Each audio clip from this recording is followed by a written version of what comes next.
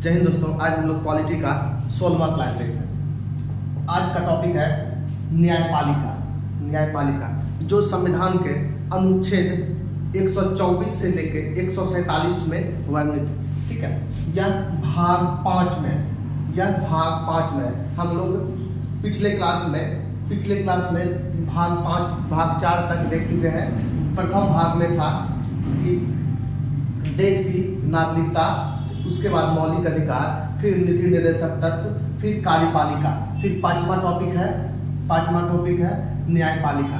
ठीक है, न्यायपालिका भाग 5 में अनुच्छेद 124 से 147 में वर्णित है। ठीक है, देश में सबसे बड़ा न्यायालय उच्चतम न्यायालय कहलाता है। न्यायालय का भी न्यायालय। ठीक है, देखिएगा तीन पहलू पर यह काम कार्य करता है। सबसे पहले यह देश में एक है उच्चतम न्यायालय। उससे नीचे ये देश में एक है, इसकी संख्या 1 है। दूसरा है उच्च न्यायालय।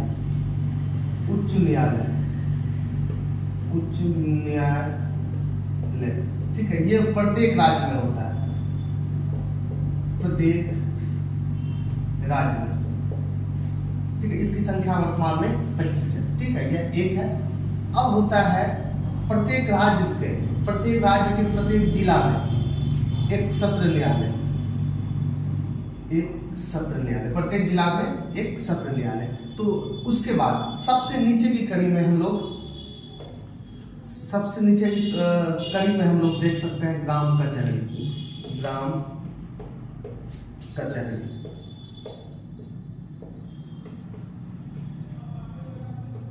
जिला न्यायालय।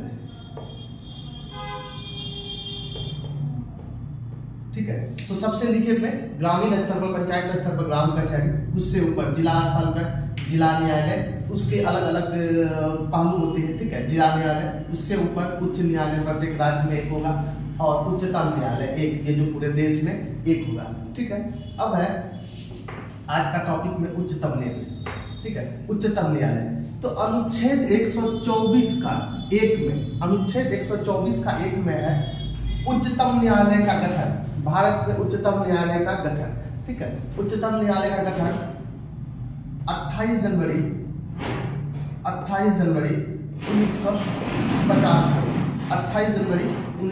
1950 को उच्चतम न्यायालय का गठन 28 जनवरी 1950 को हुआ। ठीक है, इसके सदस्यों की संख्या वर्तमान में 2019 के अनुसार 34 है। 33 प्लस 1 मतलब इसके जजों की संख्या वर्तमान में 34 है। 33 अन्य न्यायाधीश,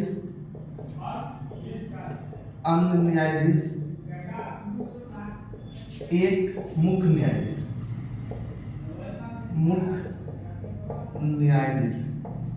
ठीक है, एक मुख्य न्यायाधीश, 33 अन्य न्यायाधीश। ठीक है, इसका स्थापना 28 जनवरी 1950 को हुआ। वर्तमान में इसकी संख्या 33 प्लस 1 34 है। ठीक है, ये कब हुआ है, कब से है?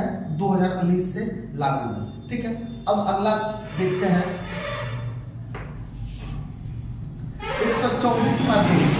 124 का दो न्यायाधीश की नियुक्ति। ठीक है, न्यायाधीश की नियुक्ति कौन करता है, किस प्रकार करता है? याद रखेंगे, न्यायाधीश की नियुक्ति उच्चतम न्यायालय के मुख्य न्यायाधीश की नियुक्ति एवं न्यायाधीश की नियुक्ति किस प्रकार होता है। तो ये कॉलेजियम सिस्टम के अनुसार कार्य करता है। ठीक है, हम लोग कह सकते हैं इसमें बॉस एक तरह से मुख्य न्यायाधीश होता है। ठीक है, मुख्य न्यायाधीश होता है। न्यायाधीश की नियुक्ति ऐसे राष्ट्रपति के द्वारा।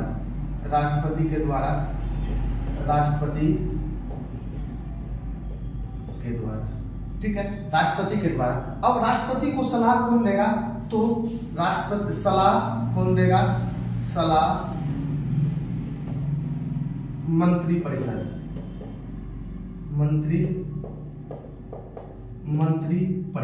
ठीक है, मंत्रिपरिषद के सलाह पर यही उच्चतम न्यायालय के मुख्य न्यायाधीश की नियुक्ति करेगा। और यदि राष्ट्रपति को लगे कि कोई राज्य का कोई उच्च न्यायालय का न्यायाधीश ठीक है, सलाह देने योग हो तो उससे सलाह ले सकता है। किसी भी राज्य के किसी भी उच्च न्यायालय के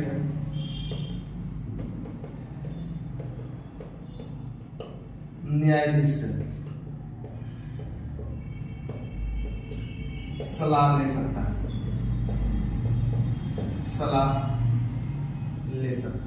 ठीक है। कौन? ये राष्ट्रपति। मुख्य न्यायाधीश की नियुक्ति कौन करेगा? मुख्य न्यायाधीश की नियुक्ति राष्ट्रपति के द्वारा होगा। सलाह किससे लेगा? मंत्रिपरिषद से, और उच्च न्यायालय के किसी भी न्यायाधीश से सलाह ले सकता है, ठीक है। अगला है अन्य न्यायाधीश। अन्य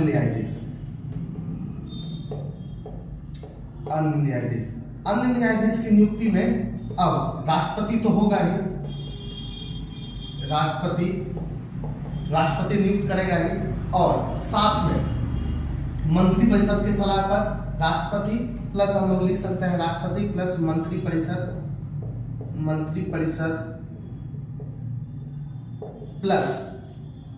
प्लस मुख्य न्यायाधीश, उच्चतम न्यायालय के मुख्य न्यायाधीश।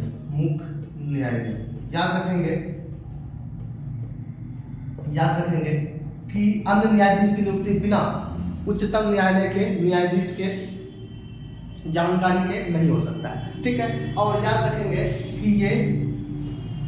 कि उच्चतम न्यायालय के मुख्य न्यायाधीश की नियुक्ति एक तरह से उच्चतम न्यायालय के मुख्य न्यायाधीश जो सेवानिवृत्त होने वाले हैं उन्हीं के इच्छा अनुसार होता है, ठीक है। वो आने वाले मुख्य न्यायाधीश को एक तरह से चुन के जाते हैं।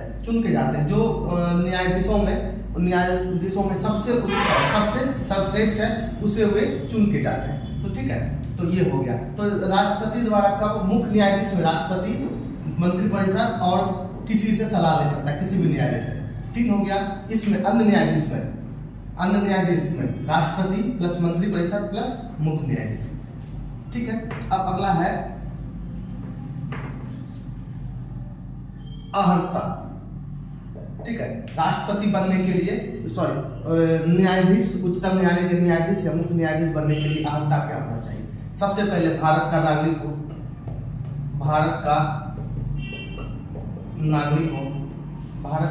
हो, ठीक है। और राष्ट्रपति के नजर में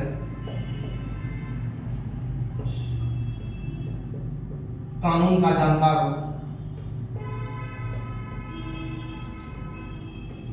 जानकार हो। ये तो होगा ही, ये दोनों काम होगा ही। तीसरा अब है कि कम से कम 5 वर्ष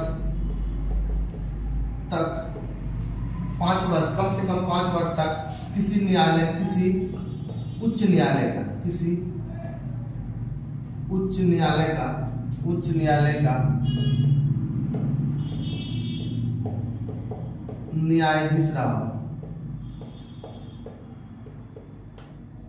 न्यायाधीश रहा हो, ठीक है।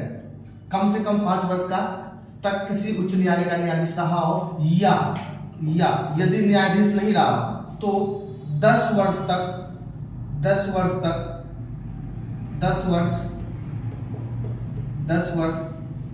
वकील के रूप में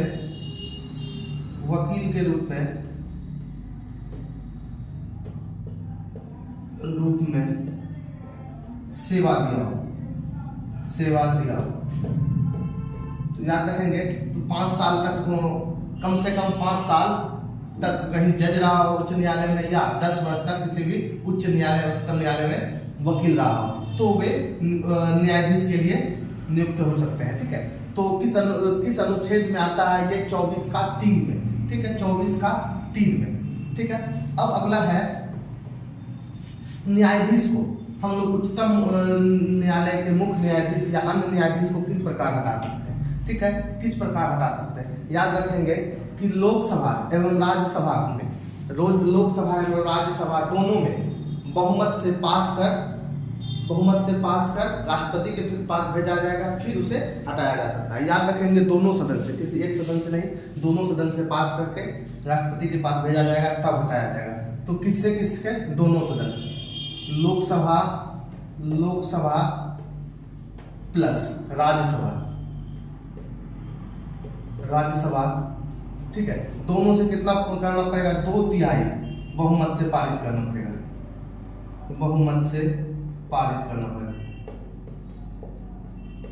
करना होगा। हो गया अर्हता। याद रखेंगे कि उच्चतम न्यायालय के ये न्यायाधीश को हटाना है सर, ठीक है।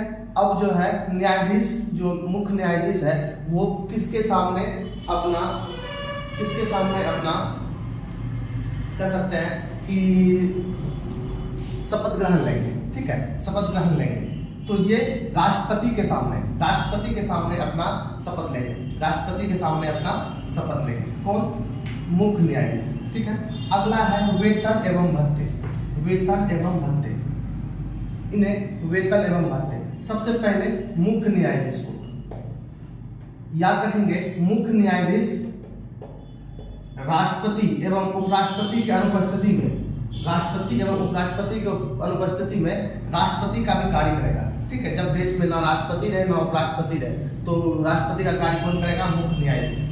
तो मुख्य न्यायाधीश का वेतन होगा 2,80,000, कितना, 2,80,000। मुख्य न्यायाधीश का वेतन होगा 2,80,000, और साथ में कई तरह के भत्ते हैं, आवास हैं और कई तरह के भत्ते हैं। और अन्य न्यायाधीश का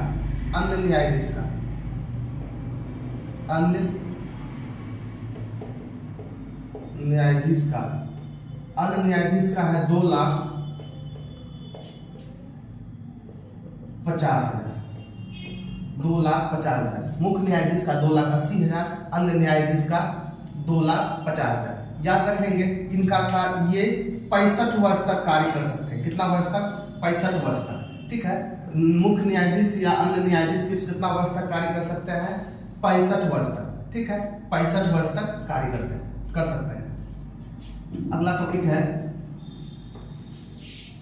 तो वेतन और भत्ता। यदि न्यायाधीश को वेतन और भत्ता किस अनुच्छेद के तहत मिलता है, अनुच्छेद 125 के तहत। अगला है कार्यकारी मुख्य न्यायाधीश, ठीक है। कोई भी राष्ट्रपति किसी भी न्यायाधीश को कार्यकारी न्यायाधीश किस प्रकार नियुक्त कर सकता है, तो ये 3 प्रकार से नियुक्त कर सकता है। पहला देखेंगे कि मुख्य न्यायाधीश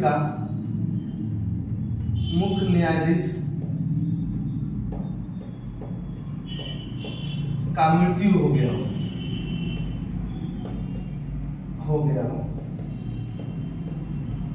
ठीक है। पहला, यदि मुख्य न्यायाधीश का मृत्यु हो गया हो तो कार्यकारी न्यायाधीश नियुक्त किया जा सकता है। दूसरा है कि, ठीक है, ये अगला है कि इस्तीफा दे दिया हो, अपने पद से त्याग दे दिया हो, पद से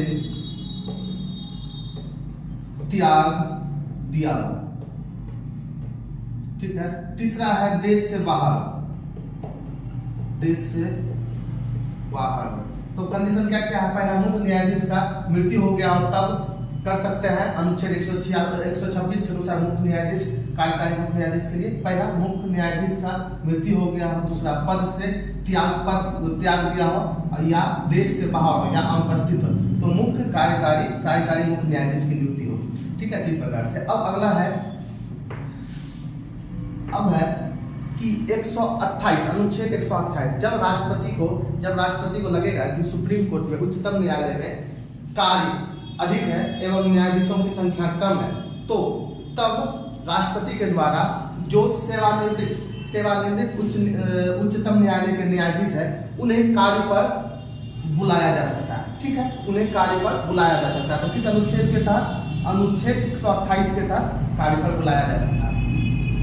अगला है 132 संवैधानिक मामले, ठीक है। तो संविधान में किसी प्रकार के संशोधन इत्यादि को मामले में उच्चतम न्यायालय को लगेगा कि ये संवैधानिक ढांचे को, संघीय ढांचे के साथ ये संशोधन छेड़छाड़ है, तो सुप्रीम कोर्ट, उच्चतम न्यायालय अपना फैसला सुना सकता है, ठीक है। तो जिस प्रकार हम लोग देख सकते हैं कि 99वां संविधान संशोधन कोलोजियम सिस्टम को हटाने का था, ठीक है, हटाने का था, राष्ट्रीय न्यायिक आयोग बनाने का था, जिसे उच्चतम न्यायालय ने सिरे से खारिज कर दिया। क्या? संवैधानिक मामला। तो किसी प्रकार का जब सुप्रीम कोर्ट को कहा लगेगा, सुप्रीम कोर्ट को लगेगा, उच्चतम न्यायालय को लगेगा कि यह लगेगा कि यह इससे संघीय ढांचे में छेड़छाड़ होगा, किसी संशोधन के द्वारा संघीय ढांचे को छेड़छाड़ है, तो उच्चतम न्यायालय उस मामले को, उस चीज को, संविधान संशोधन को निरस्त कर सकता है। जिस प्रकार 99वां संशोधन है, ठीक है, संशोधन न्यायिक आयोग, ठीक है, न्यायिक आयोग बनाने के संबंध में था, इसे उच्चतम न्यायालय ने सिरे से खारिज कर दिया। अब है दीवानी मामले। दीवानी मामले में उच्चतम न्यायालय के पास अधिक अधिकार है, ठीक है, अधिक अधिकार है। अगला है फौजदारी। किसी प्रकार दंड के क्षेत्र में भी, दंड में भी सबसे ऊपर के मामले फौजदारी आता है, ठीक है, फौजदारी 136। अब है अनुच्छेद 143। याद रखेंगे इस जगह पे अनुच्छेद 143 में इसका कार्य, उच्चतम न्यायालय का कार्य घर के फूफा की तरह हो जाता है, ठीक है, इसका ये परामर्श, ठीक है, घर में याद रखेंगे किसी शादी विवाह में घर के फूफा से सलाह तो लिया जाता है, लेकिन उसका बात माना नहीं जाता है, ठीक है, बस पूछेगा कि क्या मेहमान ये काम कर दे, तो फूफा बोलेंगे हाँ, ये नहीं, ये होना चाहिए, ठीक है, मेहमान भी भूल जाता है, लेकिन उसका बात मानने के लिए बाध्य नहीं होते। तो इसी प्रकार ये कार्य करता है। अनुच्छेद 143 के अनुसार राष्ट्रपति क्या करेगा? सलाह मांगेगा। राष्ट्रपति के द्वारा सलाह मांगा जाता है। सलाह मांगा जाता है। किससे मांगा जाता है सलाह? तो याद रखेंगे उच्चतम न्यायालय के मुख्य न्यायाधीश से या अन्य न्यायाधीश से। तो ये क्या सलाह मांगेगा? तो सलाह देंगे उच्चतम न्यायालय के न्यायाधीश, हाँ सलाह देंगे। ये सलाह मांग सकते हैं राष्ट्रपति और ये सलाह दे सकते हैं, लेकिन सलाह मानने के लिए बाध्य नहीं होंगे। मानने के लिए बाध्य नहीं होंगे,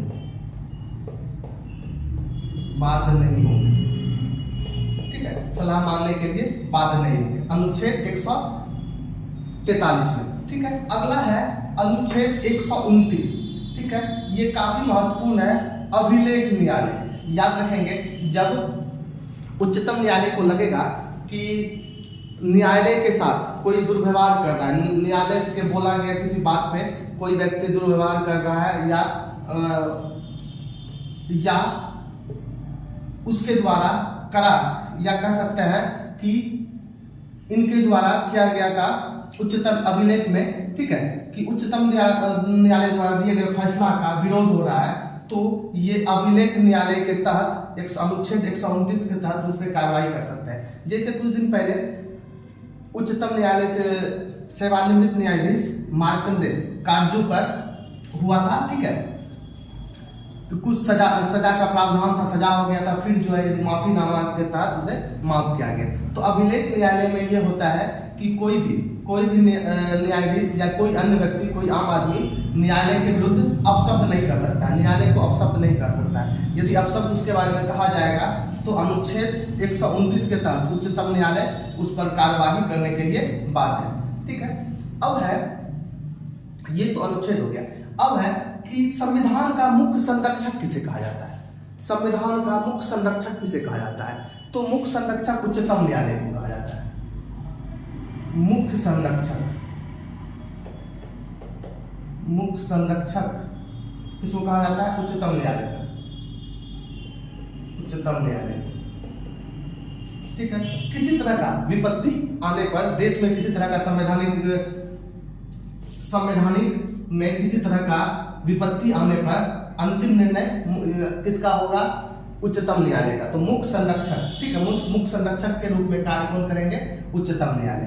अब है ये मुख्य संरक्षक। अगला है मौलिक अधिकार का, ठीक है, जब मौलिक अधिकार का हनन होगा कोई दो राज्य के बीच में या अन्य किसी मामले में, तो उसमें भी उच्चतम न्यायालय डायरेक्ट रीट जारी कर सकता है। क्या जारी करेगा? रीट जारी कर सकता है। रीट 5 प्रकार के होते हैं, ये आप लोग मौलिक अधिकार में देख लेंगे, ठीक है। तो ये क्या होता है? मुख्य संरक्षक होता है। न्यायपालिका भाग 5 एवं अनुच्छेद 124 से 147 तक। ठीक है, आज यही। अब अगले क्लास में हम लोग देखेंगे उच्च न्यायालय के बारे में, हाई कोर्ट के बारे में।